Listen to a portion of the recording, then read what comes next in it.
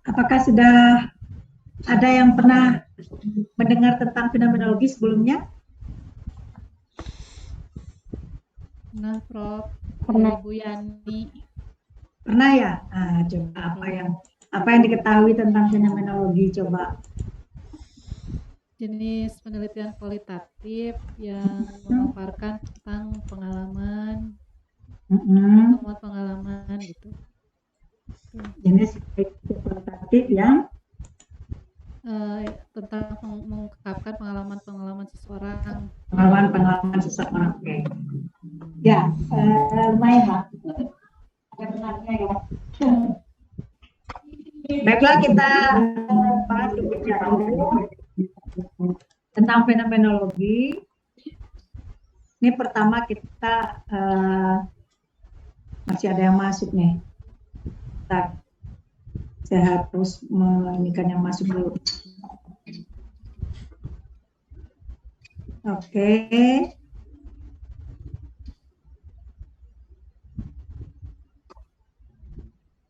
Ya.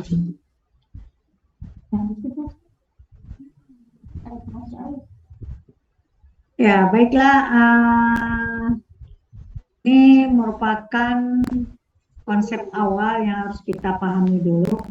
Kalau kita mau mempelajari tentang fenomenologi ya, itu tentang making of meaning. Jadi sebagai manusia gitu ya, nah kita itu akan selalu memberikan makna ya, memberikan makna pada pengalaman atau kehidupan sehari-hari kita. Ya, bentuknya apa? Bisa kata, bisa simbol ya. Misalkan nih kata love atau hate ya. Apalagi misalkan yang terbaru nih, ada rebahan, ada mager ya nggak? Nah, itu kan manusia memberikan makna pada sebuah fenomena gitu ya. Nah, Prof, maaf ada yang belum di accept masuk, Prof. oh ya, berarti kalau ada yang belum bisa masuk, saya harus. Hostnya boleh diizinkan, Bu, mungkin buat tes Sinta biar Prof bisa ini. Iya, tapi saya harus stop dulu ininya, kalau nggak bisa. Siapa? Sinta ya? Iya, Saya Prof. jadi Ya, boleh, Prof. saya Sinta jadikan co-host. Ya, oke.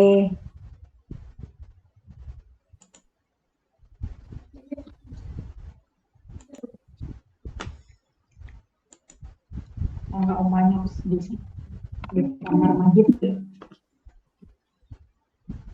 Udah masuk semua? Udah bisa semua ya? Ya, sudah, Prof. Udah. Ada yang belum masuk nggak? Kayaknya kurang satu, Prof. Izin. Kurang satu ya? Siapa ya yang belum masuk ya? Ini kayaknya Teh Dede salah pengertian, nanti dimasuk sebentar, Prof. Oh iya.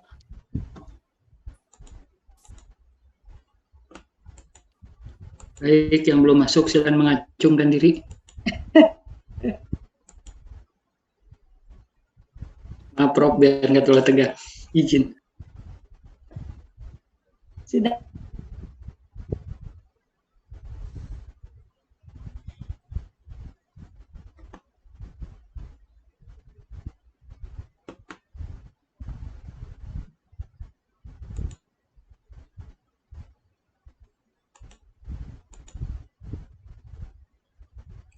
Nah,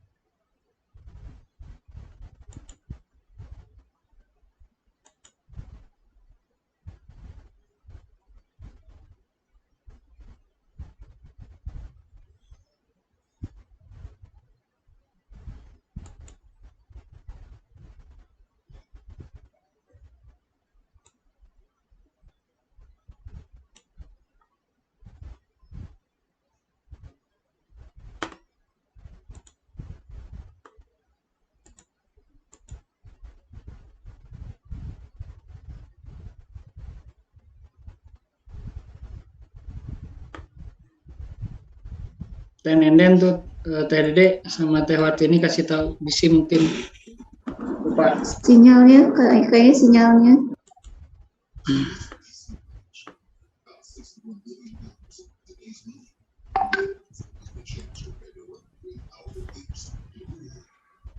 Ya sok Teh Sinta di backup aja.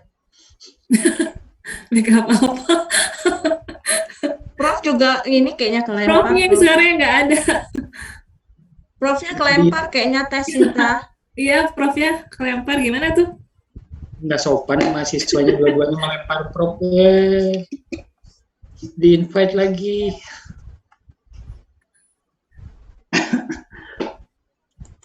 Tuh Teh Nenden udah nyampe, Profnya yang hilang.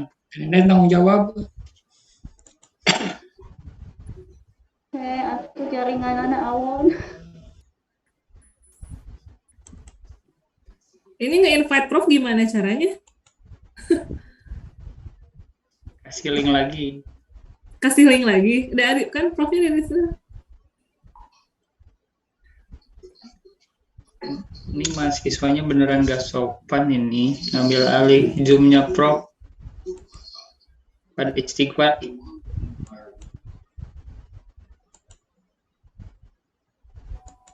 Iya, kata Prof jaringan nih, bilangnya gitu. Teo, terima kasih. Love you full. Siap gerak Pak Presiden. Apaan nih, Teo? Kasih tahu dong. Kepo. Jadi kita kuliah. K-pop ada juga K-pop. Jadi tunggu. Peh, dari mana Peh? Aku masih di sini Om.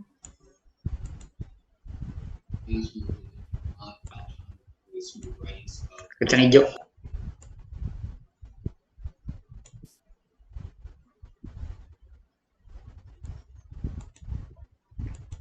Kenapa nggak kacang tanah?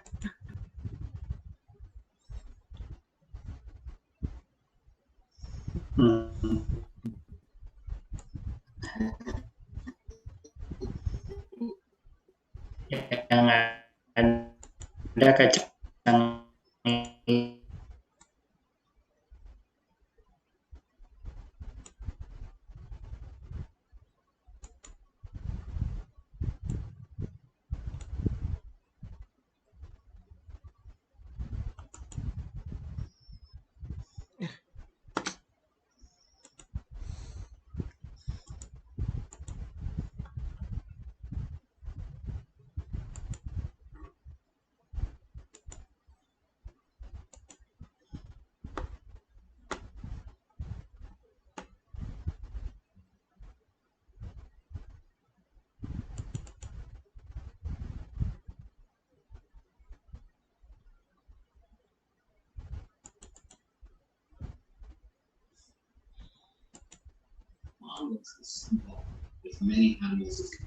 perasaan pada kenal, kok nggak pada ngobrol ya kalian teh?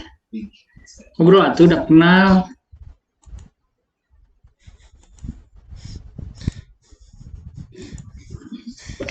Pada fokus ngerjain EBP ya. Sambil buka layar yang lain kayaknya ini. Sama saya juga, Kang. Sambil nunggu. Punya Bu Yanti nih, terus pas lihat punya Theo udah kena mental semua. Saya nyontek mau nyontek ngerjain tugas Bu Yanti. Pas lihat di Drive kena mental, jadi males ngerjain saya.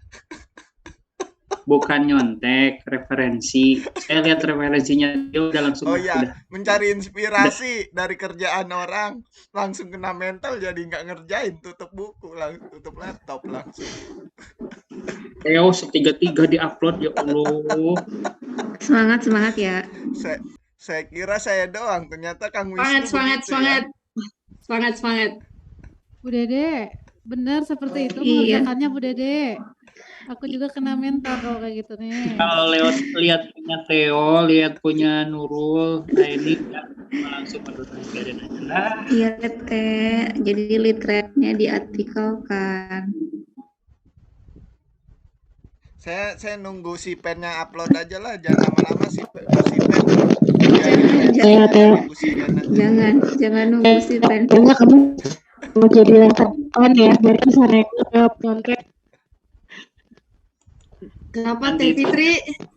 Gak denger Teh. Dulunya terakhir harusnya diupload, kena mental semua langsung. Kan ya, gitu tiap tugas kamu yang duluan Theo upload itu kan sebagai saya. Theo itu Makasih, sebagai Theo. motivator kita loh.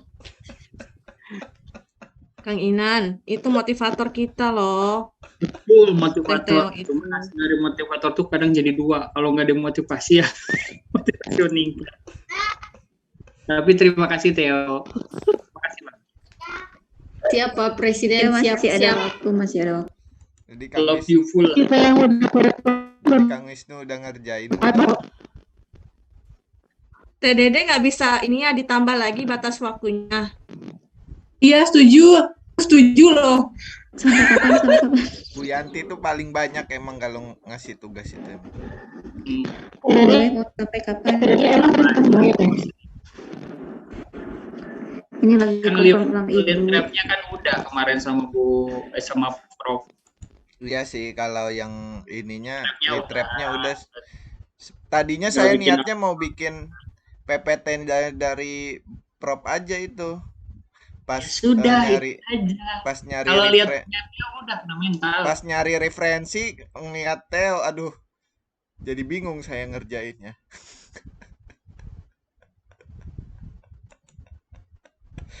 Aduh.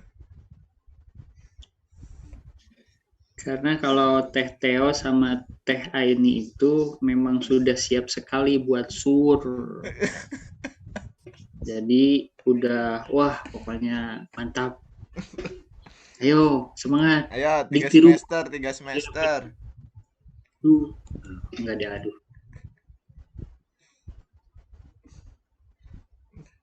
Besok itu kumpul tugas apa aja ya? EBP aja Itu kan? Kualitatif, wawancara, terus yang kuantitatif juga masih ada waktu lah buat besok ngerjain masih. Terus iya EBP ya.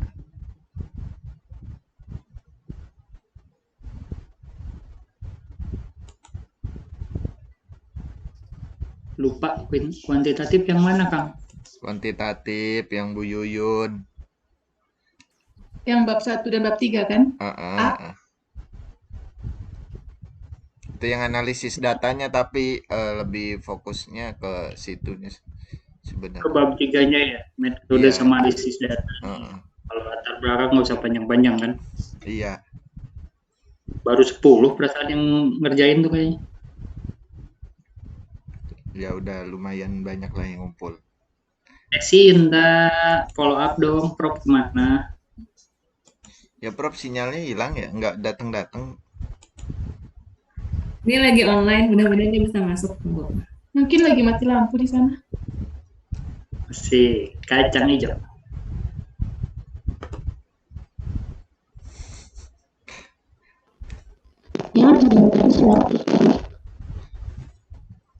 Mau ganti nggak jadi susu ini? Susu murni. Apa Om? Kacang hijaunya mau ganti nggak jadi susu murni? Yang penting bergizi. Boleh. Mumpung ada tuh.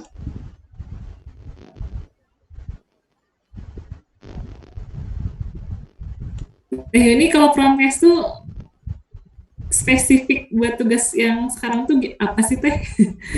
Promkesnya? Yang prokes Ibu Etika ya. Lihat chatnya beliau. Beliau tuh maunya peminatan Teh, tapi karena pas aku sampaikan ada yang cuma satu, akhirnya ibunya bilang buat 5 kelompok saja supaya semuanya presentasi. Terus ibunya sampaikan presentasi diaplikasikan dalam peminatan masing-masing. Jadi masing-masing kelompok pilih mau fokus ke peminatan apa. Kalau yang kritis kan mereka pasti nanti arahnya ke kritis, cuman kami ini yang kelompok 4 kan ada manajemen di situ, ada komunitas di situ. Nanti pilih mau fokus ke aplikasi apa, terus nanti buat contoh aplikasinya di lapangan kayak gitu teh, Ibu Etika maksudkan. Ini Promkes buat hari Rabu. Iya, buat hari Rabu kan. Presentasi semua. Semuanya presentasi, 5 kelompok. Bukan video kan? Bukan kan? Aplikasi. Mahasiswa yang presentasi diaplikasikan dalam peminatan masing-masing. Aplikasikan Promkes dalam Peminatan masing-masing. Iya, contoh aplikasinya di lapangan gitu kan. Tulisan ibunya. Makanya yang komunitas kan kemarin juga udah dibahas, udah establish. Kalau yang di klinik mah Promkesnya establish agak susah. Ya. Kayak ini. Ya, Teh. Ini mic-nya. Ini kalau aku baca sih di RPS tuh integrasi promosi kesehatan. Jadi aku mah interpretasinya tuh jadi kayak mengintegrasikan beberapa promosi kesehatan gitu Kak Yuni, aku pikir. Ibunya cuma minta satu aja, Teh. Jadi satu contoh yang diaplikasikan di peminatan masing-masing kayak gitu. Oh, berarti bukan integrasi promosi atau yang nggak sesuai RPS ya? Di LPKPS itu yang ininya Teh, yang Ibu mau lihat itu pengaplikasiannya aja. Oh, alah. Ya sudah, terima kasih. Ya. Boleh nggak? Neng Egi. Oh, Mang. Oke, video bedah jantung mana tuh? Tetap aja edukasi. Emang udah pernah nggak pakai video kan? Tapi kalau mau pakai dari kelompok saja Teh. Kan yang di situ tulisannya tuh aplikasi transteori mulai dari rancangan integrasi promosi dan pendidikan kesehatan. Cuman mungkin ibunya takutnya terlalu banyak yang dibahas, jadi ibunya cuman chatnya aplikasi per peminatan gitu, tapi cukup satu aja contohnya. Kayak gitu Teh. Makanya edukasi keluarga dan pasien sebelum tindakan boleh nggak nih? Sudah masuk ya.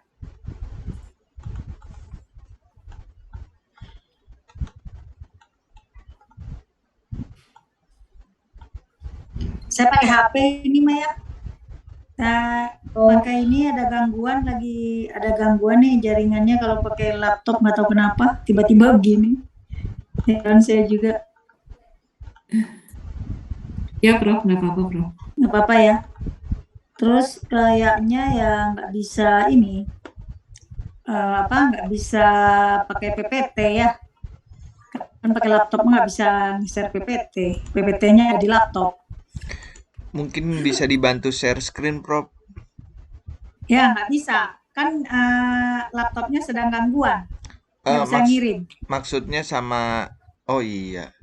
Iya, kan nggak bisa ngirim masalahnya. Materinya di laptop ya, Prof ya? Iya. Ngirim di laptop ini juga nggak bisa masalahnya. Soalnya lagi gangguan banget. Ini mah HP kan pakai kuota. Iya. Wifi-nya nggak tahu tiba-tiba ini IndiHome nih, tahu kenapa. Jadi ini kayak ngajar zaman dulu ini mah ya. Jadi kayak bercerita gitu ya modelnya. Baik. Ya, nah jadi dalam hidup juga itu kita selalu mengkonstruksi. Jadi realitas kehidupan itu kan dibangun gitu kan, dikonstruk oleh kita sebagai manusia. Jadi realitas itu kalau menurut para filosofis itu nggak terjadi begitu aja gitu. Manusia yang mengkonstruk itu memberikan makna pada kehidupannya. Jadi sesuatu itu ya apapun di dunia itu nggak akan ada maknanya, nggak akan ada artinya, nggak akan bisa nyambung satu sama lain kita ya. Kalau nggak ada yang memberi makna pada pengalaman itu. Nah ini yang prinsip dasarnya.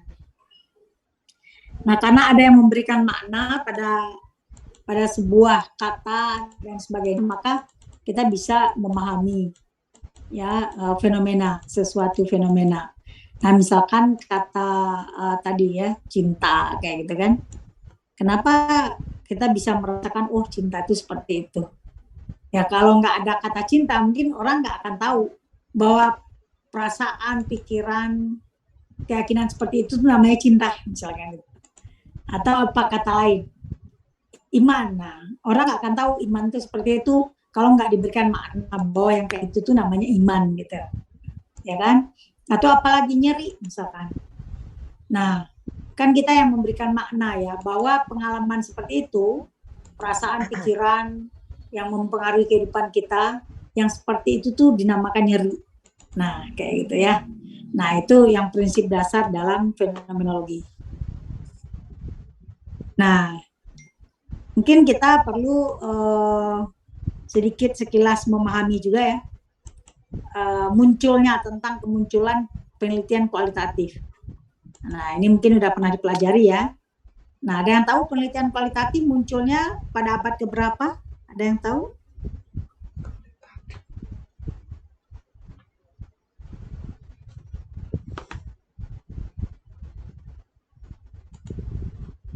Pada abad keberapa munculnya penelitian kualitatif?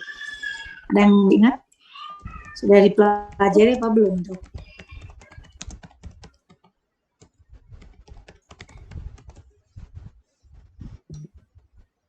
Nah, penelitian kualitatif itu munculnya pada akhir abad ke-18 ya, awal abad ke-19. Nah, kenapa ini muncul penelitian kualitatif ini? Ada yang tahu? Kenapa sih? Kan tadinya penelitiannya kuantitatif gitu ya. Terus kenapa muncul penelitian kualitatif? Yang adanya teori ini Prof, teori terkait dengan konstruktivisme. Ya, kenapa muncul penelitian kualitatif itu sendiri?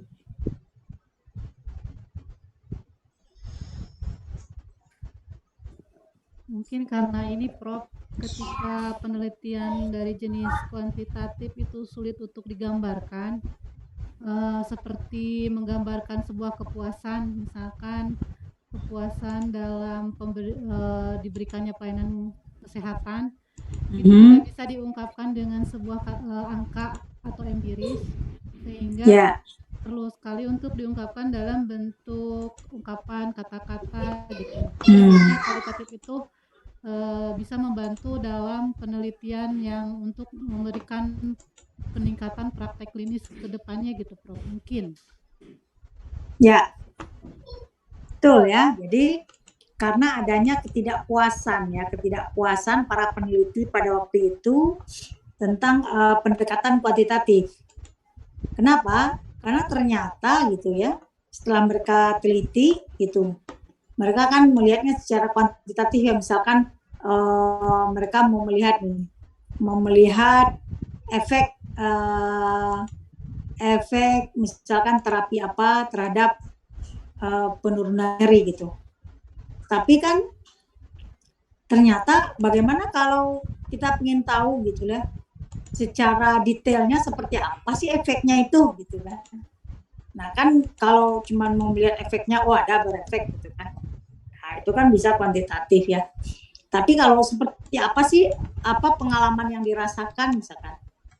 Kalau ingin tahu bagaimana sih kesehariannya misalkan orang-orang yang mengalami nyeri itu, nah itu nggak bisa dikuantitatifkan gitu. Nah karena bahwa manusia itu pengalamannya berbeda-beda tiap orang.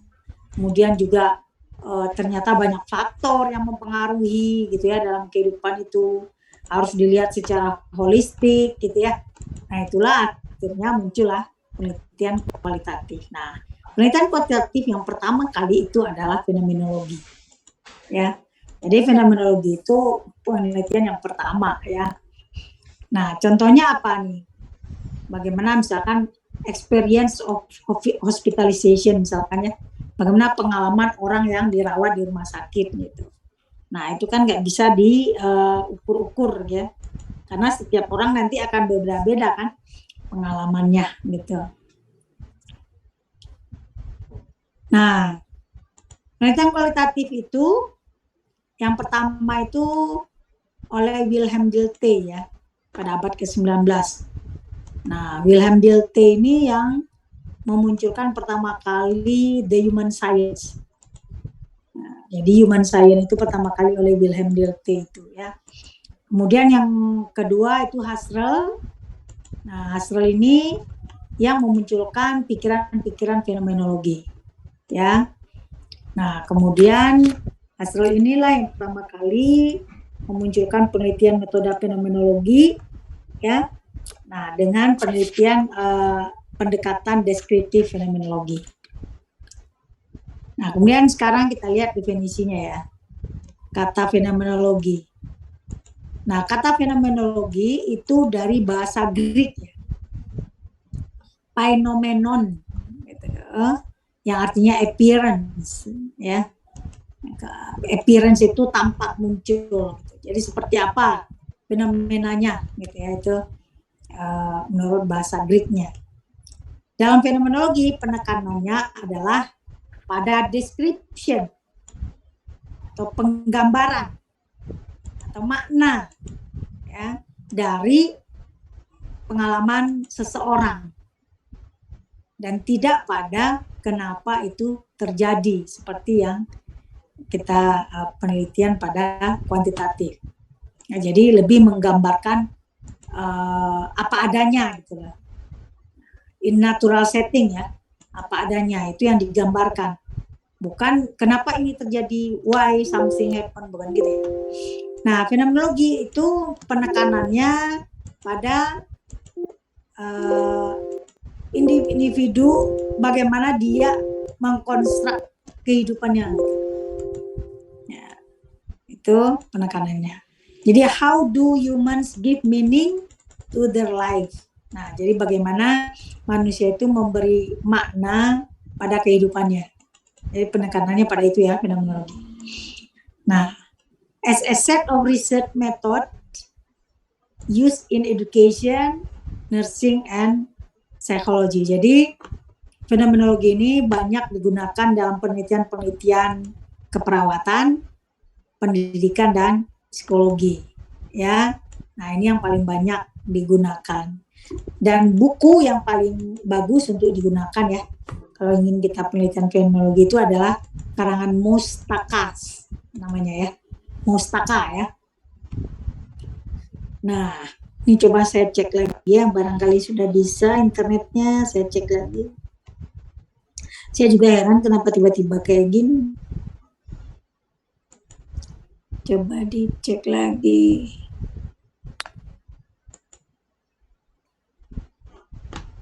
Nah, kemudian ini ada kontributor dalam penelitian fenomenologi. Yang pertama itu si Brentano ya, tahun 1838 sampai 1917, bayangkan.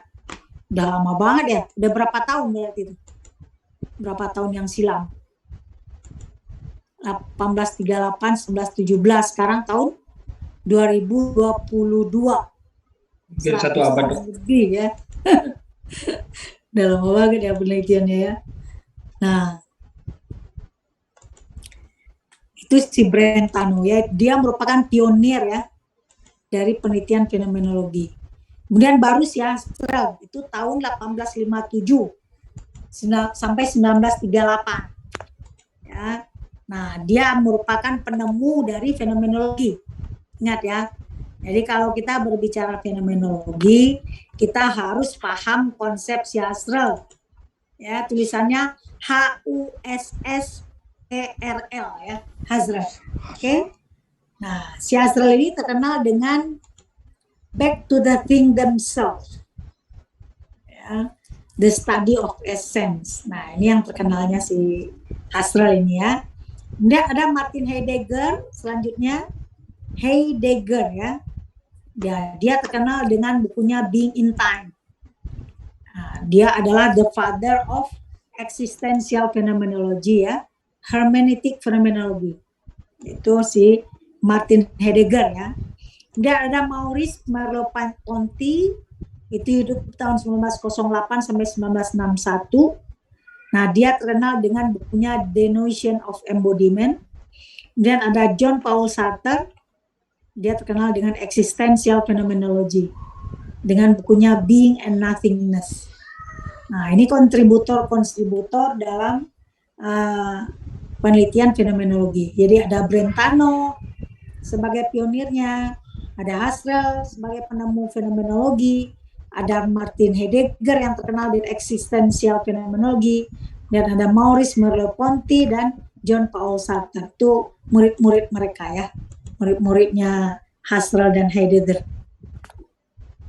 Nah, kemudian kalau kita lihat bahwa fenomenologi ini ternyata sudah berkembang sejak 150 tahun yang lalu ya. Bayangkan udah lama sekali ya. Nah, dia itu dibagi dalam 2 fase. Ada fase Eropa, kita kenal dengan European Phenomenology, dan ada fase Amerika, yang kita kenal dengan American Phenomenology. Nah, fase European Phenomenology itu ada tiga fase, ada fase persiapan, kemudian ada fase Jerman, dan ada fase Prancis atau French phase ya. Nah, pada fase persiapan itulah yang terkenal ya, si Brentano tadi ya, dia sebagai pionirnya ya. Nah, kemudian pada fase Jerman itu terkenal si Edmund Husserl tadi dan Martin Heidegger. Ya, itu sangat berkembang ya fenomenologi dari Jerman ini. Kemudian ada fase Prancis, the French phase, itu yang terkenal dengan Gabriel Marcel, Jean-Paul Sartre, dan Maurice Merleau-Ponty. Itu orang Prancis ya. Kemudian fenomenologi ini berkembang di Amerika. Nah, ini juga dikenal dengan New Phenomenology. Ini ada Van Kam di situ ya, ada Van Menen, ada Palaizi dan Giorgi. Nah, itu yang terkenal ya di sana, di Amerika. Nah, sampai sekarang itu yang banyak digunakan, baik perawatan maupun psikologi ya, itu yang American Phenomenology. Nah, kemudian ini, kalau kita mau melakukan penelitian fenomenologi, ada 4 sentral konsep yang harus kita pahami. Nah, tanpa ini nanti penelitian fenomenologinya bisa misleading, gitu. Ya, tidak sesuai dengan filosofinya. Gitu. Makanya penelitian fenomenologi ini kayak sekilas kayak yang gampang ya sekilas. Tapi sebenarnya agak sulit. Karena apa? Karena memahami filosofinya yang sulit itu sebenarnya. Ya. Nah, ini sebenarnya apa gitu penelitian ini. Nah, kalau nggak paham tentang filosofinya, nanti pada saat pengambilan data, pada saat analisa data itu akan misleading gitu. Maka 4 sentral konsep ini harus benar-benar dipahami. Ya, yang pertama adalah essence. Ya, esensi kalau bahasa Indonesia. Ya, essence itu adalah elemen related the ideal or true meaning of something. Ya, jadi makna yang sebenarnya gitu, esensi itu ya. Itu essence. Jadi elemen related to the ideal or true meaning of something. Makna yang sebenar-benarnya. Jadi what makes I think what it is. Jadi apa yang membuat sesuatu itu sebagaimana dia apa adanya. Itu essence ya. Nah, inilah yang akan kita gali, inilah yang akan kita cari gitu ketika kita melakukan penelitian fenomenologi. Ya, essence-nya ini yang akan kita cari gitu kan. Nah, yang kedua adalah intentionality. Intentionality atau direction toward an object. Ya. Nah, dalam kehidupan ini kita kan banyak ya, ada fakta, ada konsep, ada dream image ya, atau apa aja gitu ya. Nah, semuanya itu tidak akan ada maknanya tanpa adanya kesadaran kita dalam membuat makna terhadap itu, dan makna yang kita buat itu karena adanya intention gitu. intention dalam diri kita untuk memaknainya gitu loh. Intention yang kita lakukan secara sadar gitu untuk memaknai sebuah fenomena atau peristiwa itu. Nah, makanya ini intentionality ini penting kita sadari, kita pahami ketika ini kita nanti melakukan penelitian fenomenologi ya, mulai dari menentukan partisipannya, kemudian dalam melakukan wawancaranya, termasuk dalam analisa datanya. Ini harus kita benar-benar pahami adanya intention ini. Kemudian phenomenological attitude, nah bracketing, nah ini dia. Nah ini bracketing ini semua penelitian kualitatif sebenarnya harus ada bracketingnya. Karena kalau tanpa adanya bracketing, nanti kita dipengaruhi oleh pengalaman, konsep yang udah kita punyai gitu. Jadi kalau kita melakukan penelitian kualitatif itu harus benar-benar free kita dari konsep, dari pemikiran, dari pengalaman kita sendiri gitu. Jadi sehingga kita akan menemukan hal-hal yang benar-benar esensi dari pengalaman partisipan. Nah, bagaimana cara melakukan apa itu bracketing? Bracketing itu adalah kita membracket, maksudnya kita bungkus gitu ya, bukan nasi bungkus ya. Kita bungkus ya apa-apa kayak pengalaman, konsep kita itu tentang sesuatu itu kita bracket sehingga kita nggak akan terpengaruh ketika melakukan wawancara dan analisa data. Caranya gimana? Ya kita tulis dulu nih di buku catatan kita apa-apa yang kita pahami tentang, misalkan kita mau meneliti apa. Contohnya, misalkan kita mau meneliti tentang pengalaman survivor dari bencana misalkan ya. Nah, apa yang kita pahami tentang itu kita tulis dulu di situ, kemudian secara sadar kita simpan gitu. Sehingga ketika kita nanti akan melakukan wawancara, kita harus ingat, oh iya saya harus bracketing gitu. Saya nggak boleh terpengaruh oleh apa-apa yang sudah saya ketahui gitu. Jadi sehingga murni gitu dari partisipannya apa yang akan kita teliti itu gitu ya. Nah, itu bracketingnya. Nah, jadi itu yang paling esensi banget yang harus kita pahami ya. Jadi ada essence, ada intentionality, ada bracketing, nanti ada phenomenological reduction ya. Nah, itu juga kita harus pahami ya. Nah, kemudian ini ada dua jenis fenomenologi secara umum ya. Ada dua, ada deskriptif fenomenologi dan ada interpretif fenomenologi ya, atau hermeneutik fenomenologi ya. Nah, kalau deskriptif fenomenologi atau kita kenal juga dengan transcendental fenomenologi itu fokus pada description atau penggambaran pengalaman dari partisipan ya. Nah, di mana kita ini harus menggunakan yang namanya phenomenological reduction dan bracketing di sini, sehingga benar-benar apa yang diungkapkan dari partisipan yaitulah yang akan nanti menjadi esensi yang muncul sebagai tema gitu loh.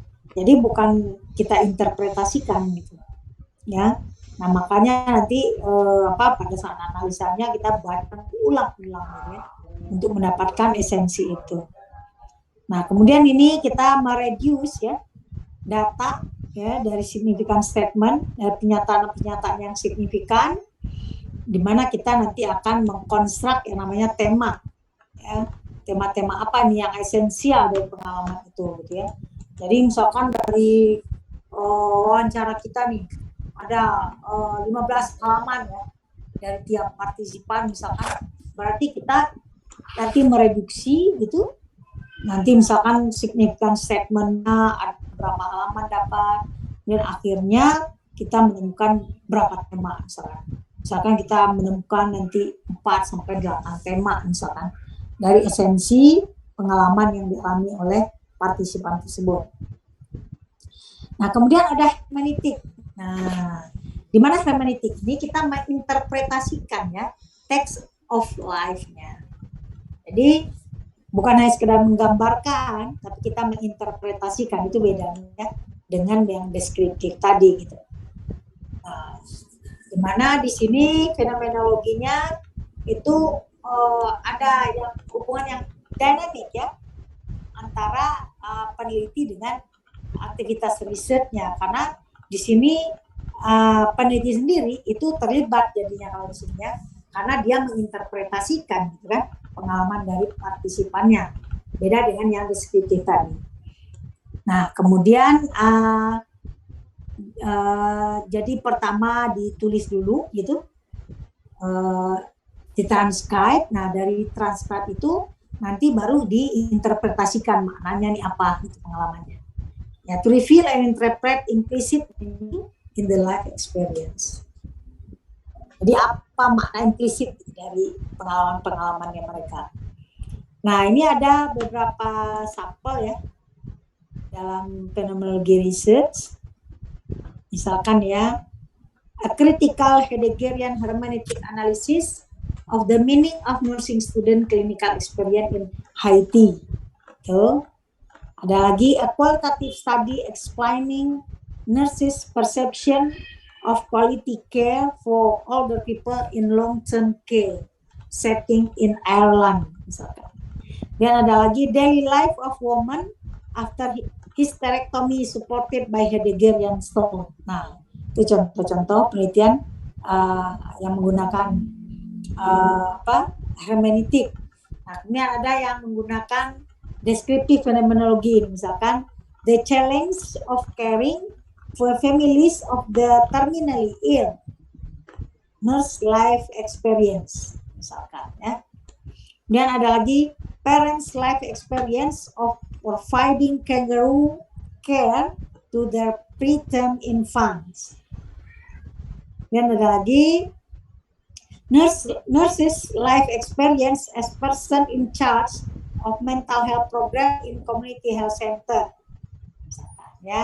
Terus ada lagi the Sundanese family life experience about stigma toward mental illness. Ya, nah, itu beberapa contoh penelitian menggunakan fenomenologi ya. Nah, sekarang saya mau break dulu. Ini coba diidentifikasi ya. Kira-kira apa aja nih yang bisa kita teliti dengan menggunakan fenomenologi berdasarkan pengalaman dari mahasiswa. Ya, silakan diidentifikasi dulu. Saya beri waktu 10 menit ya untuk mengidentifikasinya. Silakan. Nanti kita diskusikan ya.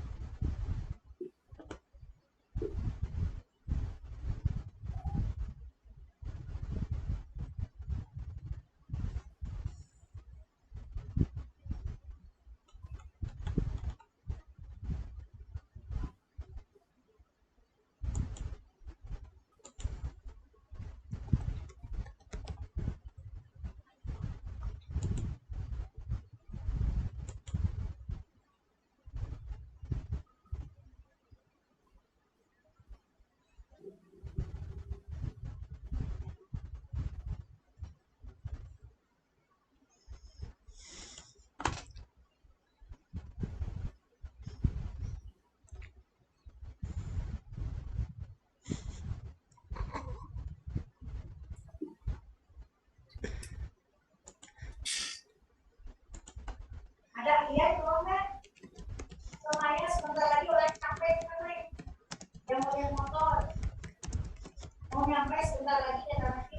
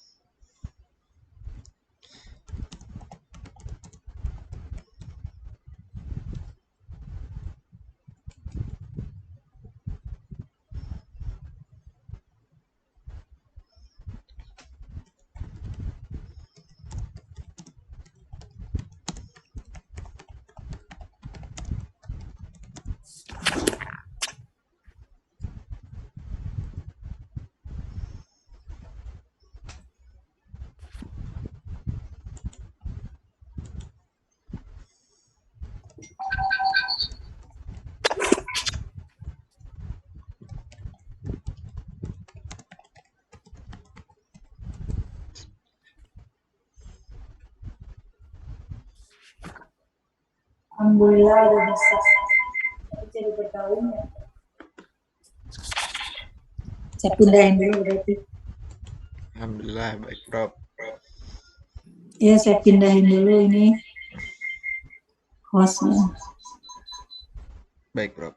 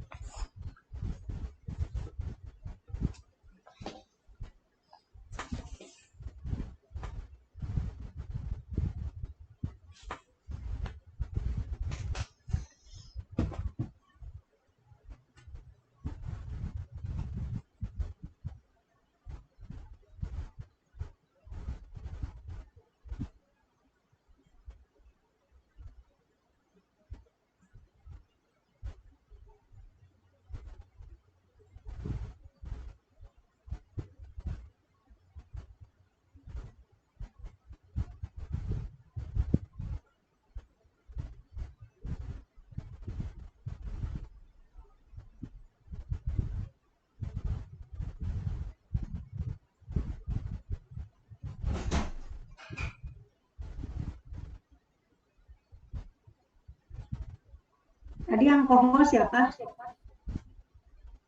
Cinta ya? Sinta, ya Bu Sinta. Ya Prof. Cinta jadiin saya jadi host bisa nggak di sini? Sebentar Prof. Soalnya saya mau matiin yang di HP.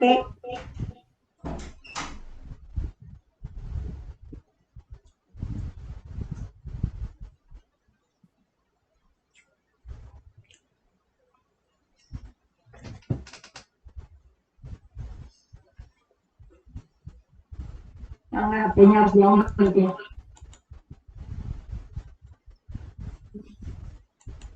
Bergema nggak? Sudah tidak Bu, tidak Udah ya, bergema. saya jauhin aja HP-nya.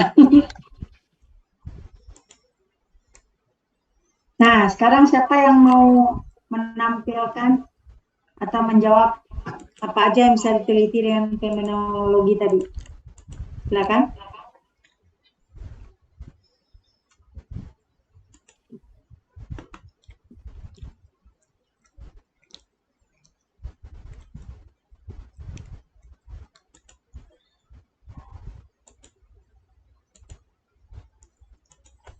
Ada?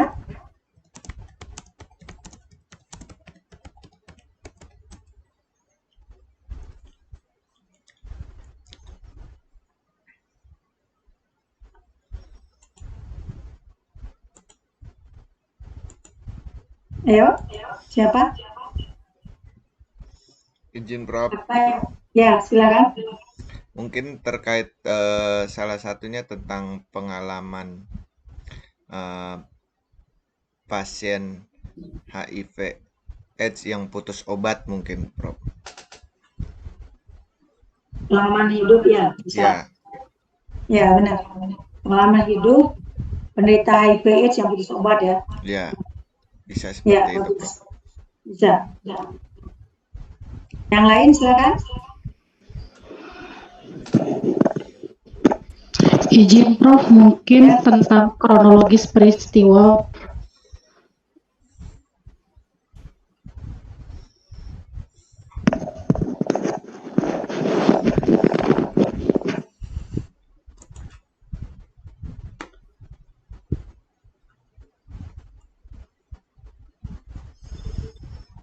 Kronologis peristiwa apa?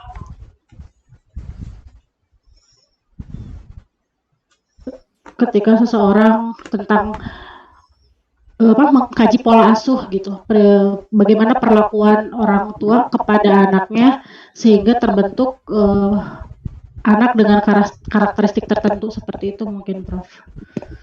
Oh iya, bisa juga. Tapi berarti kan yang diteliti bukan kronologis ya. Kronologis kayak apa ya?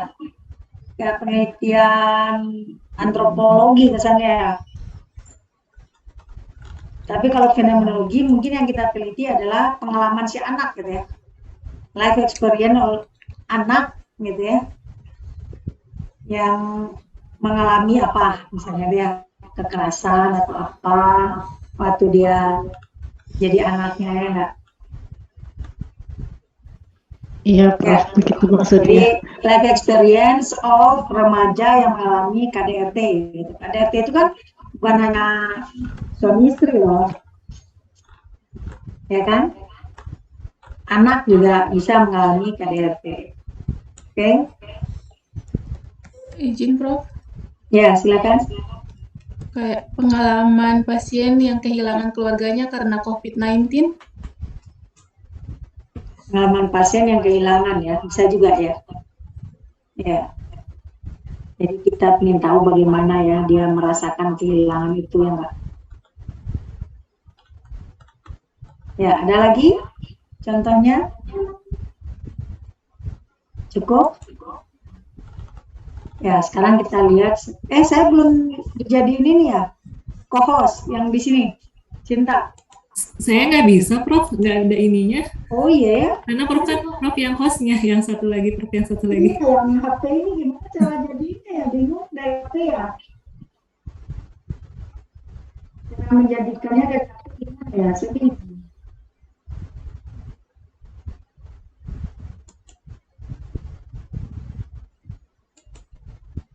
Caranya bagaimana? Di more ini security, report, check, meeting setting, Izin Prof, biasanya diklik di partisipannya, terus di partisipannya nanti ada jadikan host atau co-host gitu, Prof. Iya, ini ada partisipannya. Tapi yang keluarnya cuma Anuk sama Remember. Gimana ya? Bisa di partisipannya itu gimana itu? Gimana ya? Coba, itu coba. Host ya saya bisa. Oke. Dah, bisa ya sekarang? Share screen. Oke, alhamdulillah.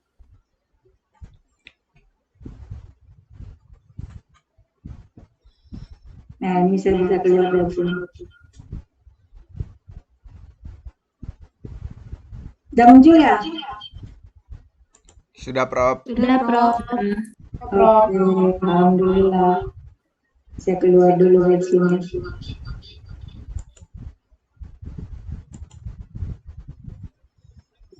Nah, ini ya di sana. Kita lanjut sekarang bagaimana untuk pengumpulan data dan sebagainya ya, dan penelitian fenomenologi. Ini yang kita gunakan itu Mustakas ya, bukunya ya.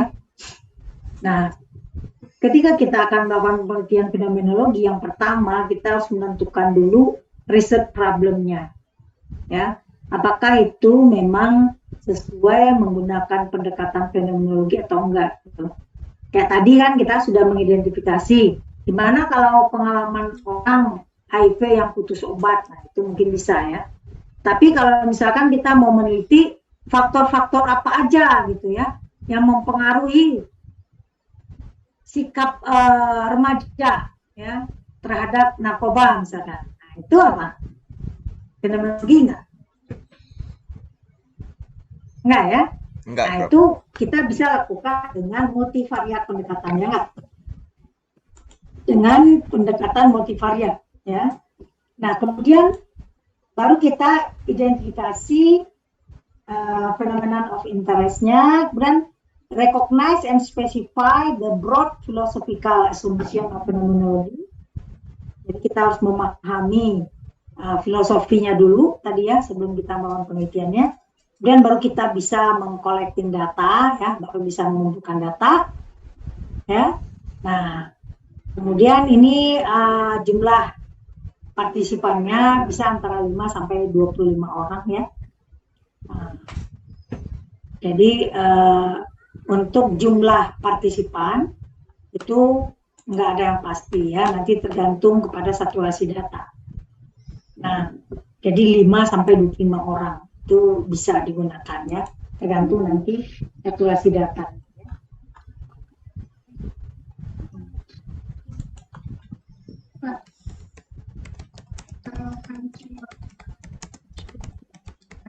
Sebentar. Oke, sebentar ya. Itu digantung di situ.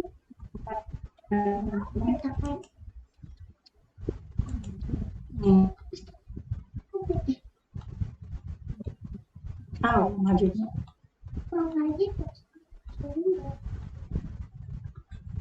Nah, ini langkah-langkah ya dalam melakukan penelitian fenomenologi. Yang pertama, persiapannya. Persiapannya yang pertama adalah kita formulate equation dulu. Nah, pertanyaan penelitiannya ini harus spesifik ya, spesifik sekali. Misalkan, what is the life experience of undergraduate student in relation to their perception of caring experience in their nursing programs, misalkan ya. Apa sih pengalamannya, seperti apa sih ya mahasiswa undergraduate itu. Dan ada lagi, what is the experience of, nah ini penelitian saya, what is the experience of auditory hallucination as articulated by Indonesian people living with schizophrenia, misalkan ya. Jadi kita harus spesifik ya pertanyaannya, apa yang akan kita teliti itu. Nah, kemudian setelah kita bikin pertanyaan penelitiannya, baru kita lanjut kepada menentukan partisipan. Oke? Nah, hal yang perlu diingat di sini bahwa dalam penelitian kualitatif, ya terutama fenomenologi, jangan pernah kita mengatakan itu responden ya, sampel itu nggak ada ya. Kalau kita bicara sampel, responden itu penelitian kita kuantitatif ya. Nah, tapi kalau kita penelitian kualitatif, apalagi fenomenologi, itu kita bilang yang terlibat dalam penelitian kita itu adalah partisipan. Tapi informan juga kurang tepat ya. Kadang-kadang kan ada juga yang mengatakannya informan ya. Informan itu masih kurang tepat ya, karena kalau informan dia seolah hanya memberikan informasi gitu, bukan berpartisipasi secara aktif dalam penelitian itu ya. Nah, kemudian tadi saya sudah katakan jumlahnya tidak pasti berapa, tergantung pada saturasi. Ya tadi 5 sampai 25, ada juga nih Schneider dan kawan-kawan mengatakan 8 sampai 15 partisipan. Tetapi ada pakar fenomenologi juga, Patse, itu mengatakan tergantung pada saturasi data.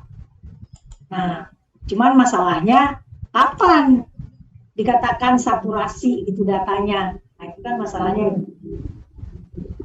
Dan tahu kapan kita bisa katakan bahwa datanya udah saturasi? Ada yang tahu? Kapan dikatakan data udah saturasi?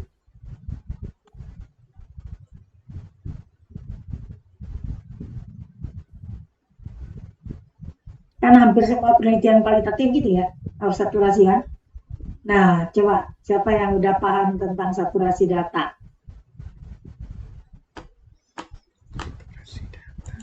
Prof.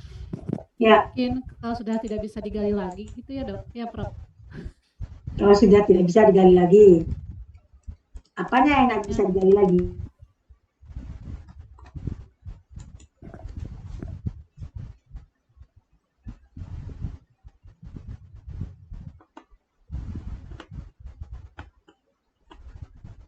Ada pendapat lain? Silakan.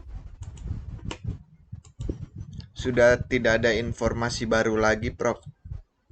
Ya, partisipan sudah ada jenuh, informasi tidak ada baru informasi baru lagi, Prof. Ya, kapan itu terjadinya? Kapan kita bisa katakan sudah tidak ada lagi informasi baru? Ketika ditanyakan jawabannya masih seputar itu atau subtemanya mungkin masih masuk area situ kali, Prof. Mungkin seperti itu, Prof. Izin. Ya, bagaimana kita menentukannya? Dari pertanyaan, Prof. Dari pertanyaan yang kita buat.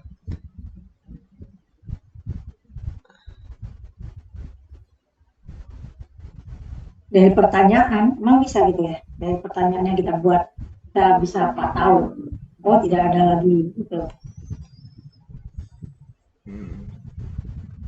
Apa? Kita nggak bracketing dong kalau gitu. Atau Prof, datanya sudah bisa untuk kita ambil, maksudnya udah semua yang kita ambil gitu, Prof. Iya, bagaimana kita menentukan? Oh, datanya ini udah jenuh, saturasi. Dari mana kita tahu?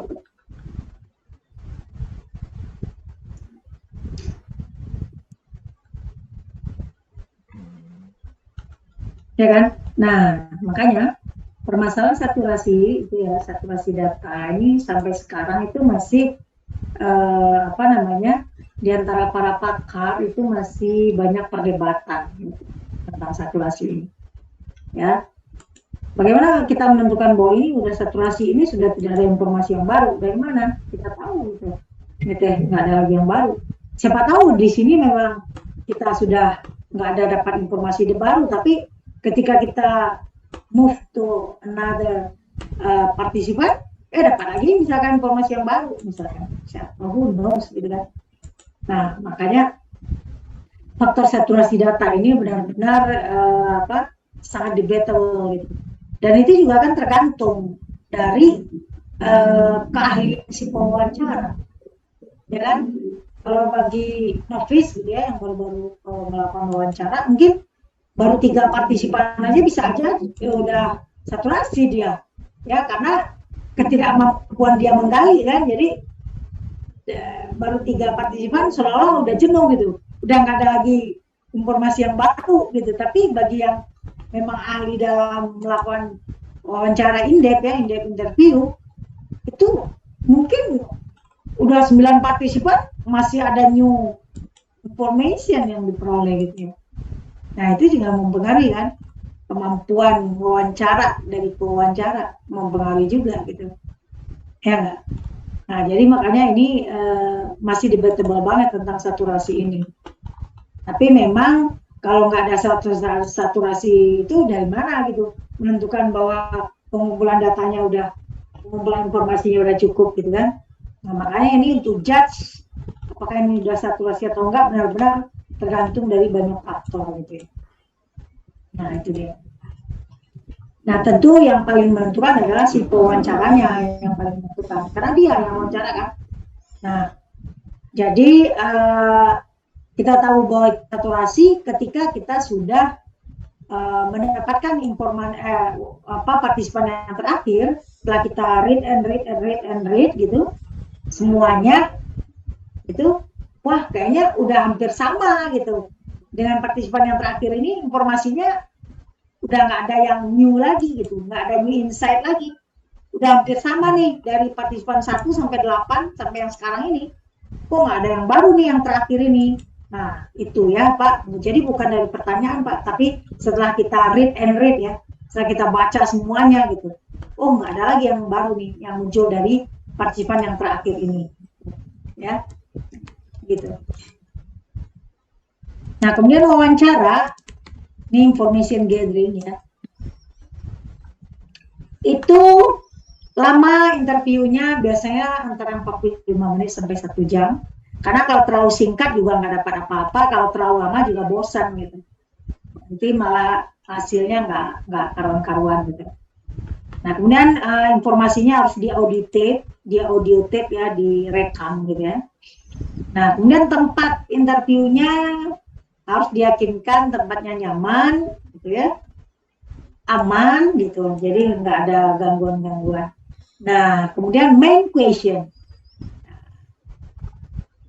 Ingat ya, ada main question, only one question ya. What is this like for you to experience pain misalkan? Pertanyaan utamanya cuma satu ya, kalau penelitian fenomenologi. Jadi kalau kita penelitian fenomenologi nggak dibuat list question ya, itu bukan fenomenologi kalau dibikin list questionnya. Kalau kita udah bikin list question, berarti kita nggak bracketing ya nggak? Kita udah tentukan pertanyaan-pertanyaan yang mau ditanyakan. Ya, ingat pendapat Husserl. Back to the thing themselves. Jadi harus dari yang mengalaminya sendiri gitu. Munculnya apapun gitu yang dia katakan, ya itulah gitu. Nggak boleh menurut kita itu sama sekali itu. Makanya nggak ada list question ya. Kalau penelitian fenomenologi harus in-depth fokus interview. Ya, dan nggak ada list question. Paling ada juga probing question doang. Probing question itu adalah pertanyaan untuk bisa men-trigger partisipan untuk mengungkapkan pengalamannya, bukan list question. Ya, nah ini contohnya misalkan waktu saya penelitian fenomenologi yang dulu yang pengalaman tentang auditory halusinasi ya. Jadi saya bikin probing questionnya misalkan gini. Nah, sewaktu misalkan ibu sedang menyapu rumah, terus muncul halusinasinya, apa yang ibu rasakan? Atau bagaimana perasaan ibu rasakan? Ya, itu trigger questionnya.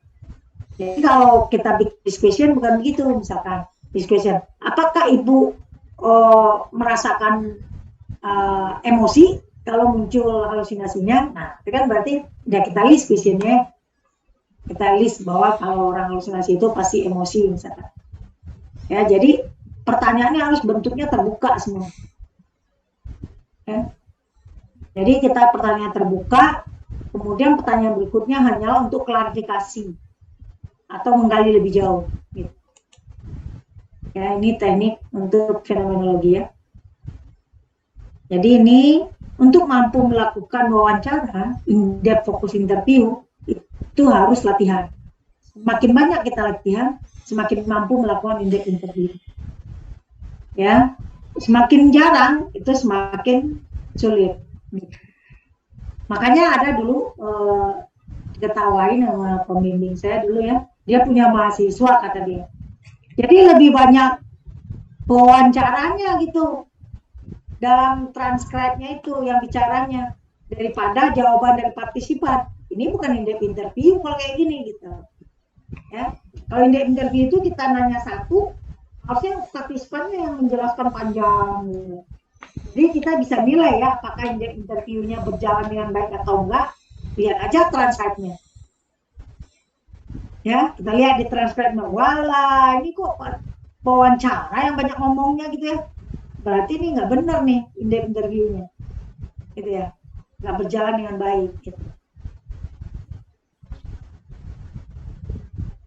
Nah, kemudian untuk analisa datanya, penelitian kualitatif ini, fenomenologi ini kita bisa menggunakan pendekatan dari Georgi atau Colizzi atau di Kelman, ada Van Manen ya.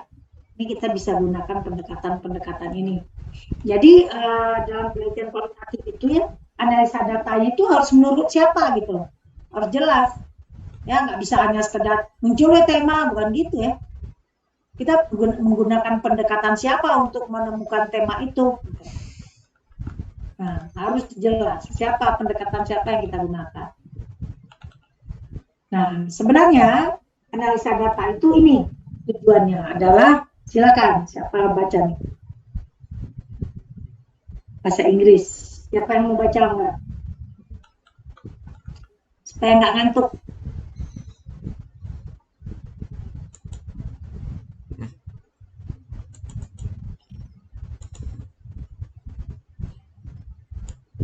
Silakan yang bisa baca.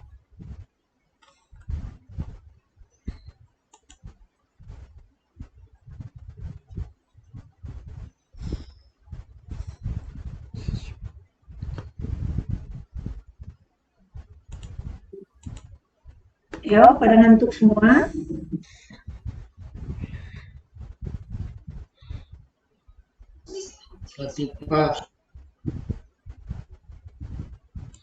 Coba Indita aja, Indita baca Indita.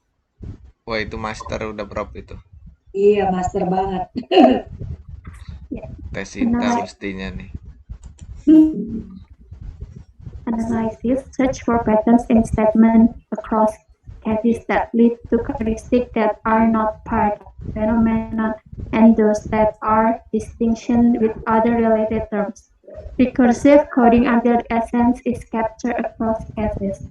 Specialized text analysis software and Fivo or others. Nah, apa maksudnya tuh? Coba terangkan. Mencari pola dari beberapa statement yang pada kasus yang mengacu kepada karakteristik yang bukan termasuk bagian dari fenomena dan yang termasuk dalam fenomena dan distinction disambungkan dengan beberapa yang berhubungan eksklusif mengkode hingga esensi dapat digambarkan dalam kasus itu. Nah, ini analisa ya dalam penelitian fenomenologi. Ini bisa menggunakan software yang namanya NVivo ya. Nah, di mana kita akan mencari nih. Ya. Tapi kalau pakai NVivo itu kita gunakan alat untuk mencarinya kan. Nah, kalau kita lakukan secara manual, kita sendiri yang mencarinya. Mana nih? Kita pertama cari signifikan statement dulu kan. Pernyataan-pernyataan yang signifikan gitu, yang akan mewakili, merepresentasikan pengalaman dari si partisipan itu sendiri terkait fenomena yang kita teliti gitu kan. Nah, maka kalau kita menggunakan NVivo, paling nanti kita akan menemukan kata yang mirip atau yang similar kan. Gitu. Makanya sebenarnya saya itu kurang seret gitu menggunakan NVivo untuk penelitian fenomenologi. Untuk penelitian yang lain mungkin bisa gitu. Tapi kalau fenomenologi, kita tuh apalagi kalau deskriptif fenomenologi, kita akan mencari esensi. Jadi nggak bisa dicari kata-katanya itu dengan mesin kayak gini gitu. Harus kita yang baca sampai kita benar-benar menemukan signifikan statement dari setiap partisipan itu. Ya, karena harus dibaca berulang-ulang baru kita bisa menemukan esensinya kan, gitu. Kalau baca sekilas saja nggak akan menemukan esensi. Paling kita terpengaruh lagi oleh pengalaman, pengetahuan kita sebelumnya, gitu. Tapi kalau kita benar-benar baca sampai ratusan kali ya, baru kita menemukan esensinya. Oh ini nih pengalaman dia ternyata. Ya? Nah ini makanya penelitian kualitatif, apalagi fenomenologi itu nggak bisa minggu doang beres gitu, nggak bisa. Karena apa? Karena ini dia, kita harus membaca berkali-kali. Dan pengumpulan datanya juga nggak benar kalau misalkan kita wawancara aja 8 orang misalkan. Dari mana kita tahu datanya saturasi kalau kayak gitu?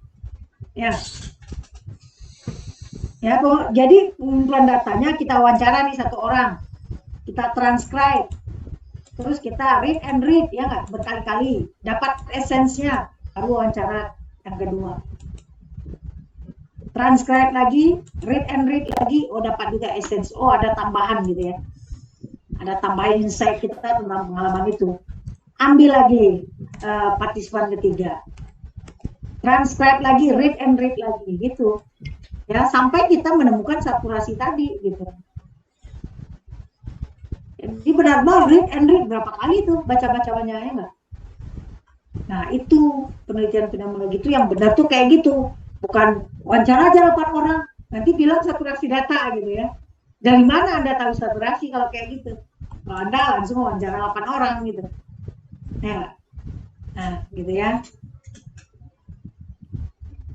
Nah, ini analisa datanya, ya. mulai dari familiarity with the data through open-minded reading. Nah ini dia yang paling penting, ya, kita harus mencapai nih familiarity dengan data itu benar-benar udah istilahnya nangkep gitu isi dari apa yang ingin disampaikan oleh partisipan itu. Dan benar familiar kita dengan data-datanya, informasi yang diungkapkan. Dan search for meaning. Jadi setelah kita familiar dengan datanya, kemudian kita tahu maknanya, ya, formulate meaning namanya. Dan baru kita organize kepada cluster tim dan tema-tema, gitu ya. Nah, supaya saya istirahat untuk membaca, silahkan siapa lagi nih yang mau membaca nih. Untuk achieve familiarity siapa? Search for meaning siapa? Organizing theme-nya siapa? Mangga. Yang pertama dulu, achieve familiarity dulu with the data. Siapa nih yang baca nih? Harus ditunjuk lagi ya. Oke, kita lihat nih siapa ya. Mungkin untuk achieve familiarity with the data, Sinta dulu ya, Sinta. Sinta, enggak Sinta.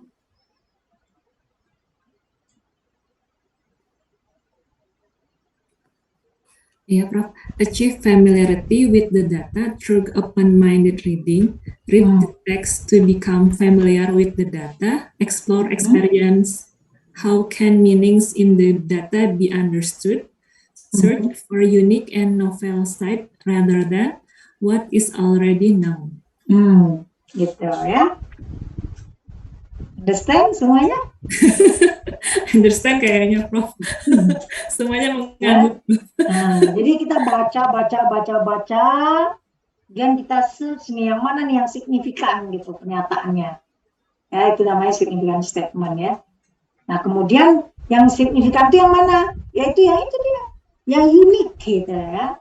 Pernyataan-pernyataan yang unik ya, daripada yang memang ya biasa misalkan pernyataannya gitu. Yang sudah ada di konsep itu mah nggak penting gitu ya. Justru kan kalau kita melakukan penelitian fenomenologi itu yang muncul adalah new insight kan, sesuatu yang baru gitu. Oke. Next, siapa ya yang berikutnya? Search for meaning. Siapa ya? Sobat Teofilia.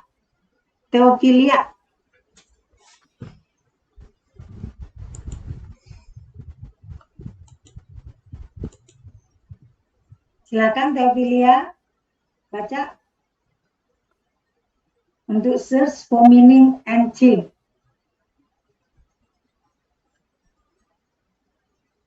Ya, baik, Prof. Ya. Search for meanings and themes. Searching for meanings of life experience. Mark meanings. Describe meanings with a few words and notes in the margins. Compare difference and similarities between meanings. Organizing meanings in patterns. And from patterns, themes begin to emerge. Nah, gitu. Ngerti? Understand ya semuanya ya? Understand, Prof. Nah, itu ya, search for meaning and theme ya.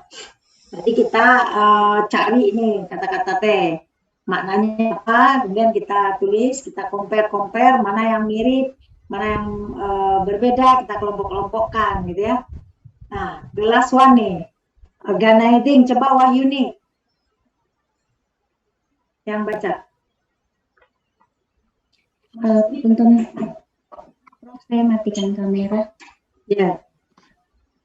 Organizing themes into a meaningful, flawless reading or written will organizing meanings are descriptive in a meaningful text. The explicit naming of the themes must describe the meanings of life expression into actual context. Nah, gitu ya. Jadi kita menemukan ya, written and rewritten while organizing meaning. Jadi kita mau tulis lagi. Ini sampai berkali-kali itu ya, kita nulis ini udah representatif belum maknanya ini gitu. Itu harus kita tulis lagi, revisi lagi gitu, berkali-kali ya, dan memunculkan tema dan cluster timnya juga gitu, itu sampai berkali-kali juga kita baca lagi udah representasi belum nih kalau akhirnya temanya ini gitu ya. Nah itu sampai berkali-kali juga. Nah ini kemudian ada pendekatan Kolaizi, ini yang paling banyak digunakan dalam penelitian kualitatif dalam keperawatan ya. Kolaizi approach ini paling banyak digunakan. Nah, yang pertama itu kalau Kolaizi dia transcribing interview, ditranscribe dulu wawancaranya, kemudian kita ekstrak significant statement, yang mana pernyataan-pernyataan yang memang penting gitu ya, mewakili, representatif, merupakan esensi dari pengalamannya gitu ya. Nah kemudian formulate meaning from significant statement, dari significant statement itu kita buat maknanya gitu apa gitu. Nah pada waktu kita formulate meaning inilah harus ada intuisi di sana ya. Jadi ini maknanya apa gitu ya, itu harus ada intuisi kita di sana ya. Kemudian reflexivity, nah itu maksudnya kita moving back and forward ya. Kita udah tulis, coba baca lagi, benar-benar belum maknanya kayak gini gitu ya, sampai benar-benar kita merasa benar-benar yakin, oh iya maknanya ini nih gitu ya. Kemudian during the process of formulate meaning, itu kita merubah beberapa kali ya. Saya juga dulu sampai berapa puluh kali merubahnya. Now after completing the whole process, the meaning is formulated. The result must be validated by expert or kolega who understand the phenomenon. Jadi setelah kita selesai membuat formulate meaningnya, kita share ke teman gitu untuk mendapatkan feedbacknya atau kepada pembimbing ya kalau kita mahasiswa. Nah kemudian kita bikin tim-tim itu kita organize menjadi cluster team ya. Nah, setelah mendapatkan cluster team nanti baru terakhir kita akan menemukan temanya ya. Nah, kemudian makanya ketika formulate meaning, formulate cluster team, a researcher must always reread all text to ensure that the cluster team represent the participants' experience. Nah, ini makanya ya, baca lagi ya. Nah, kemudian kita diskusikan dengan expertnya, pembimbing atau kolega kita, teman kita. Kemudian baru terakhir ada nih exhaustive description of the phenomenon. Ini mungkin enggak ya pada S2, ini pada S3 ya. Nah, validating the exhaustive description with the participant, identifying the fundamental structure, ini juga levelnya S3 nanti ya. Pada S2 itu biasanya sampai kita memunculkan tema-tema gitu. Dan baru nanti terakhir kita lakukan review literatur. Untuk apa? Kita lakukan ini to place the finding among the existing finding. Itu yang pertama ya. Jadi untuk menempatkan hasil penelitian kita ini di antara penelitian terkait dengan fenomena itu. Apa knowledge-nya apa sih itu penelitian kita ini gitu. Apa yang berbedanya gitu kan. Dan to get a comprehensive picture of the phenomenon being studied. Dan untuk mendapatkan gambaran yang komprehensif ya. Setelah kita baca-baca semua literatur juga terkait penelitian itu, terkait fenomena itu, maka kita mendapatkan gambaran yang komprehensif tentang fenomena itu. Gitu. Nah ini tantangannya nih. Dalam melakukan penelitian kualitatif nih ya, terutama fenomenologi, ada tantangannya ternyata. Ya, yang pertama, understanding the broad philosophical assumption of phenomenology. Ini memang luar biasa ya, untuk memahami filosofinya yang luar biasa sekali. Bukunya aja kadang-kadang sulit dipahami gitu ya. Makanya kita harus benar-benar fokus gitu membacanya. Ya kadang-kadang kita tanya juga ke expert, ini maksudnya apa ya, misalnya begitu. Dan choosing individual for the study who have all experience the phenomena. Nah ini menentukan partisipan juga merupakan tantangan. ini partisipasinya benar-benar bisa mewakili nggak ya gitu, apa yang ingin saya teliti misalnya gitu ya. Terus ini partisipan benar-benar bisa nggak sih mengungkapkan gitu pengalamannya dengan baik misalkan gitu. Nah kadang-kadang kalau partisipan kita lulusan SD agak sulit loh untuk melihat fenomenologi ini ya. Dan bracketing, nah ini dia bracketing personal experience, ini juga tantangannya luar biasa ya. Nah kemudian ini yang terakhir buku dari Phenomenological Research Method, ini dari Mustas, dia adalah yang paling lengkap ya untuk kita mempelajari tentang penelitian fenomenologi. Nah mungkin sekian tentang metode fenomenologi ini. Kalau ada pertanyaan silakan.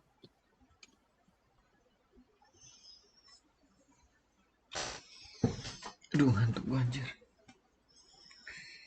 Mangga yang mau bertanya.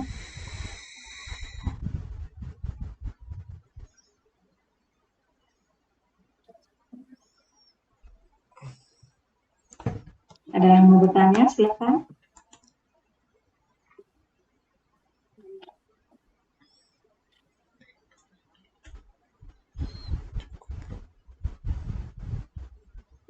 Barangkali ada yang mau penelitiannya fenomenologi.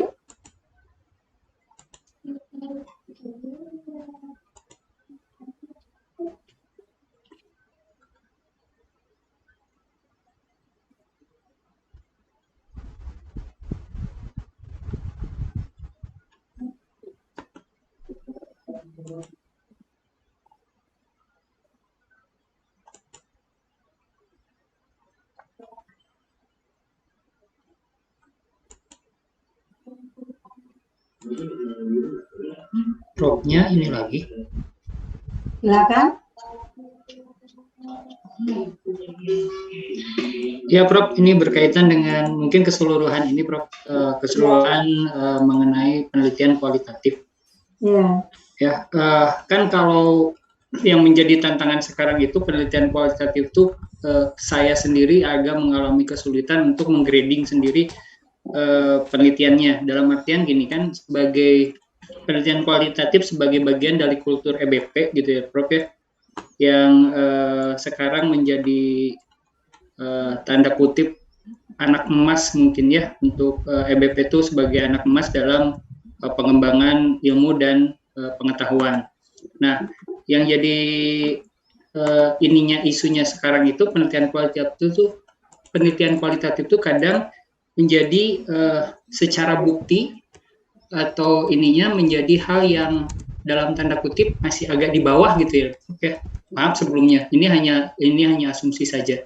Karena mungkin pengetahuan saya yang kurang. Bagaimana untuk menentukan bahwa suatu jenis penelitian kualitatif itu punya grading tersendiri yang kualitasnya tinggi gitu dong. Prof. Karena kalau yang saya pahami mungkin kalau kuantitatif mereka mungkin maaf ya karena itu sudah established misalnya, karena kan itu udah agak lama ya dibandingkan penelitian kualitatif yang baru dimulai abad ke-19 gitu. Sudah mungkin ada kalau mungkin yang saya ini ada instrumen-instrumen seperti GPI dan lain sebagainya. Mohon masukannya Prof untuk lebih memberikan insight gitu untuk bahwa ini penelitian kualitatif sebetulnya seperti ini gitu, Mas Prof. Ya.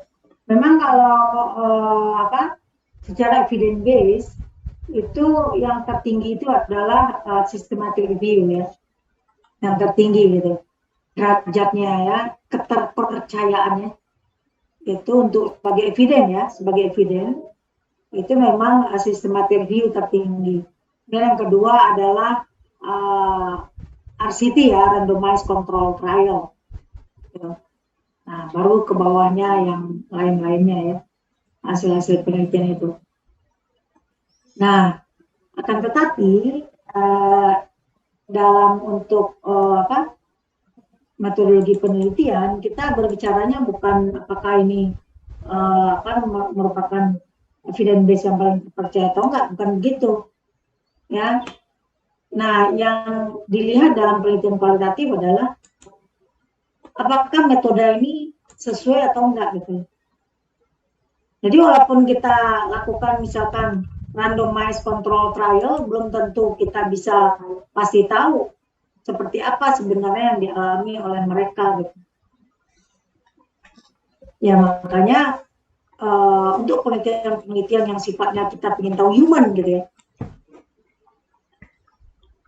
seperti apa misalnya kehidupan manusia sesungguhnya, maka penelitian kualitatif menjadi rajanya gitu. Justru kalau penelitian-penelitian kualitatif itu sebenarnya lebih cocok kalau kita ingin meneliti sesuatu yang memang bisa dikontrol aja. Misalkan kita ingin tahu nih efek dari obat apa, obat bla bla bla terhadap virus COVID misalnya. Yang kita lihat cuma efek obat itu aja kepada itu ya enggak.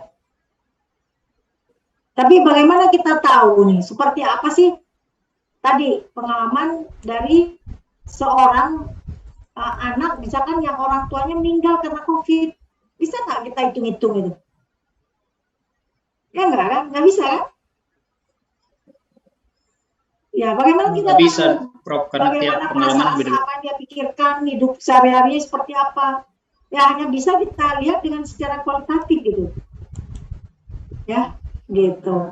Jadi makanya jadi penelitian kualitatif itu jadi berkembang gara-gara ya banyak hal-hal yang nggak bisa kita hitung-hitung atau kita lihat efek-efeknya doang gitu loh. Tapi memang harus digali.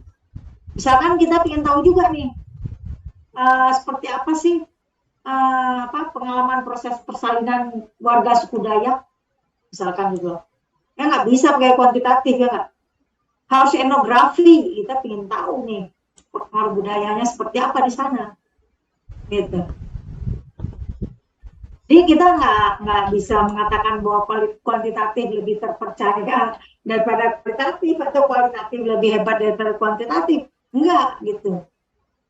Yang menentukan apakah kita akan melakukan kuantitatif atau kualitatif adalah problemnya apa nih? Apa masalah yang akan kita teliti, itu yang paling penting. Nah, setelah kita tahu masalah penelitiannya, baru kita cari pendekatan apa yang paling tepat gitu. Untuk mengungkap atau untuk memahami atau untuk tes apa yang fenomena yang akan kita teliti tersebut gitu. Jadi kita nggak bisa bilang bahwa kuantitatif lebih hebat dari kualitatif atau kualitatif lebih hebat dari kuantitatif gitu. Nggak bisa, tergantung ya. Tergantung kepada masalah penelitiannya apa. Gitu Pak Dino. Siap Bro, terima kasih Bro untuk penjelasannya.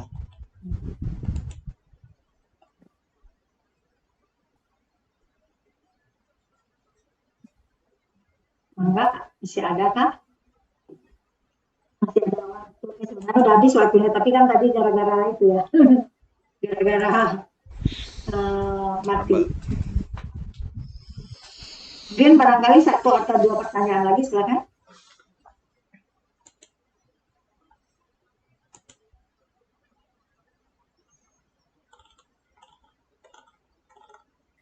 Mungkin saya, Prof, izin bertanya, Prof. Ya, enggak. Iya, kemarin itu ada tugas kan, Prof, dari kualitatif juga mengenai kayak buat formatting question gitu, Prof. Kalau yang kemarin itu, yang dari jurnal yang dibagikan itu, katanya kalau kualitatif itu bisa menggunakan spice ya, Prof, ya? Kayak seperti piku gitu ya, Prof. Mungkin kalau di fenomenologi bisa gunain spice juga atau tidak sih, Prof? Oh iya, ada itunya ya, bisa. Ya, semua penelitian kualitatif maupun kuantitatif itu ada indikator-indikatornya. Terutama kalau kita memasukkan artikel ke jurnal tertentu. Itu mereka punya indikator-indikator apakah penelitian ini layak publish atau enggak gitu. Jadi sama. Jadi fenomenologi juga kan termasuk penelitian kualitatif ya. Itu harus memenuhi standar itu. Gitu. Jadi sama ya, semuanya harus ada standarnya. Terutama kalau kita ingin publikasi ya, itu harus memenuhi standar tersebut gitu.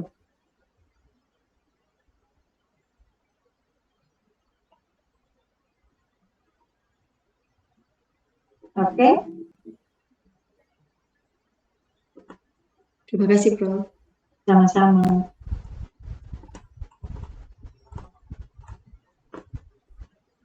Ada lagi, satu lagi.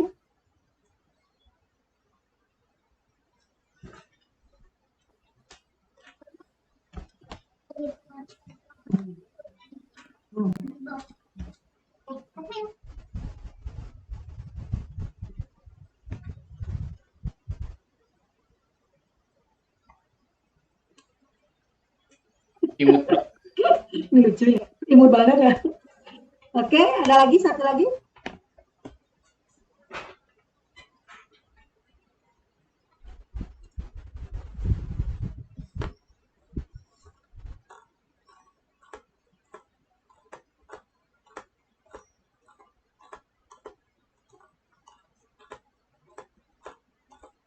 Itu biasanya untuk apa namanya penilaian untuk penelitian kuantitatif itu ada standarnya masing-masing ya. Kalau PICO itu kan untuk apa namanya, untuk systematic review ya, bukan untuk penelitian kualitatif kayak RCT, itu beda lagi ya. Kalau penelitian kualitatif itu ada lagi gitu, tapi saya lupa namanya ya. Itu semuanya ada. Kalau jurnalnya jurnal bagus ya, kalau jurnal bagus itu kita langsung disuruh isi itunya gitu loh. Saya pernah itu, waduh ada yang nggak ada di saya gitu. Harus jadi publish di sini gitu. Jadi mereka punya indikator-indikatornya gitu loh, indikator analisanya, indikator pengumpulan datanya, indikator ini atau ada lengkap gitu. Kalau jurnal yang bagus ya, Q1 yang memang kredibel gitu, luar biasa ya, berat banget. Yang publish-nya 1 tahun kemudian gitu loh. Kita masukin sekarang, dijawabnya aja nih, nunggu jawabannya aja 3 bulan baru ada respon tuh, bayangkan. Terus kita perbaiki, kita submit lagi, sebulan kemudian baru dapat ini lagi gitu. Terus perbaikannya aja 3 kali misalkan gitu ya, pokoknya ribet banget dah. Baru publish setelah setahun. Mantap. Jadi lumayan pengalamannya jadi paham gitu ya. Ada lagi? Atau sudah selesai? Nggak ada, mudah-mudahan udah paham semua ya. Tadi, coba saya mau ngecek aja, intentionality itu apa coba? Saya bisa mengungkapkan ulang. Kan dalam fenomenologi harus paham intentionality ya. Apa intentionality ya?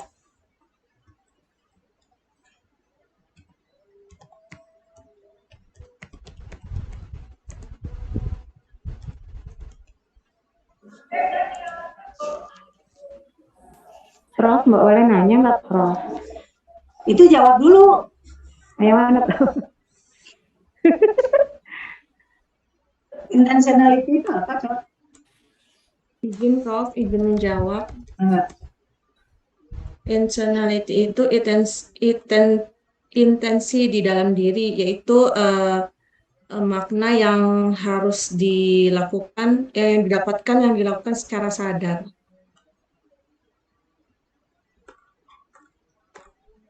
Mana itu saja. Mana yang didapatkan? Izin Prof. Ya. Kesadaran terhadap makna, Prof. Kesadaran terhadap makna, Prof. Kesadaran terhadap makna. Belum terlalu tepat ya. Apa coba intentionality? Izin Prof. Ya. Salah satu bagian yang kita lakukan untuk memaknai fenomenologi yang dilakukan secara sadar. Iya, apa itu?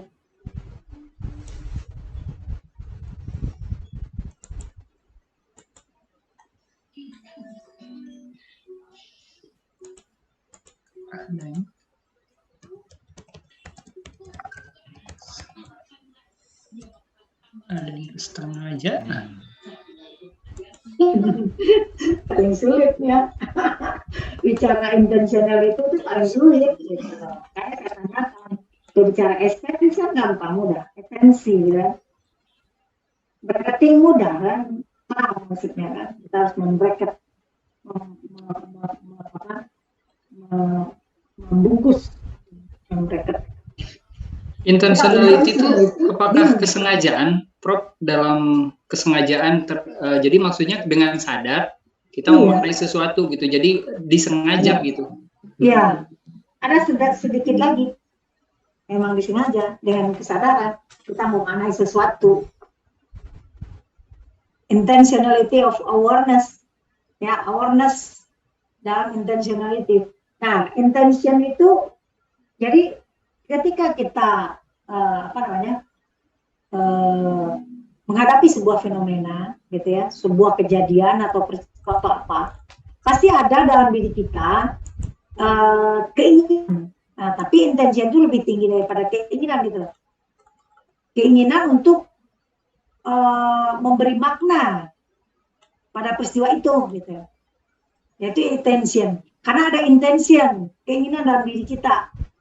Ya, karena kalau nggak ada intention, hidup kita ini mati gitu. Ya. Jadi hidup kita ini jadi bermakna karena ada intention itulah dalam diri kita. Paham? Nah, dengan adanya intention itu, intention kita terhadap sebuah peristiwa, misalkan kayak sekarang itu mager ya. Kita kan lihat ini orang ngapain gitu ya. Tidur aja sambil golar-goler, megang HP gitu ya. Nah, kan ada dalam diri kita intention, keinginan untuk memaknai ini gitu. Memaknai pengalaman seperti ini, apa ya gitu ya.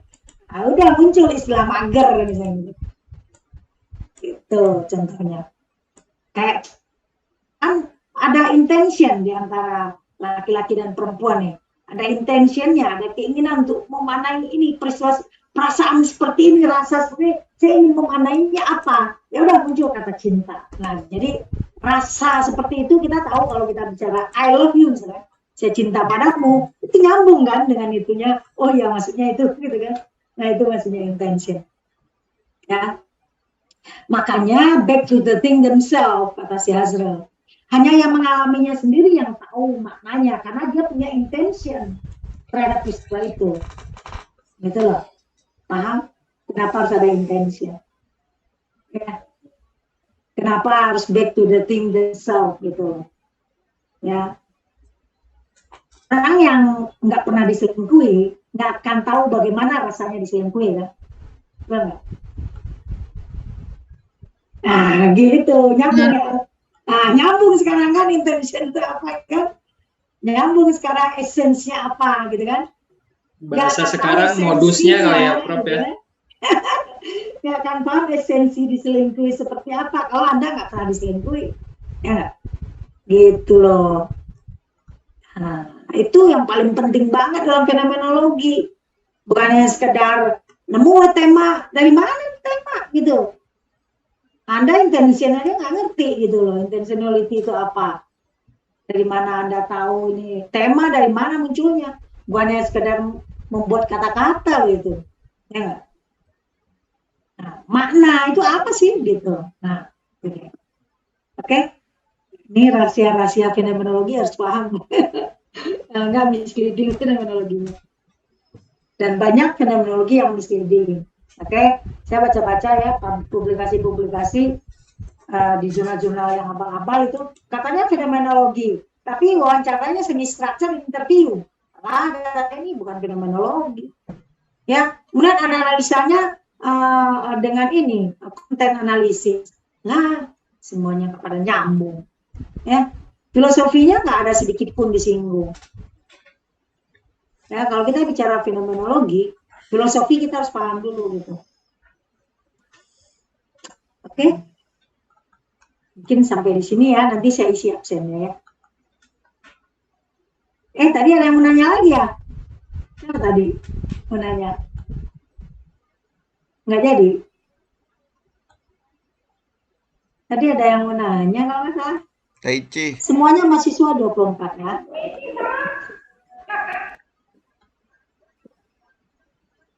Siapa yang mau nanya tadi nggak jadi? Taichi tadi, Prof. Taichi mau nanya? Ya Prof, mohon izin.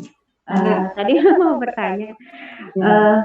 terkait ini Prof, penentuan yang subtema, kadang kita juga kan katanya harus signifikan gitu ya Dok ya, kayak Prof ya ininya ya Prof, pernyataan yang signifikan. Nah, apakah nanti tidak akan ini Prof, kan semua persepsi itu berbeda gitu loh Prof.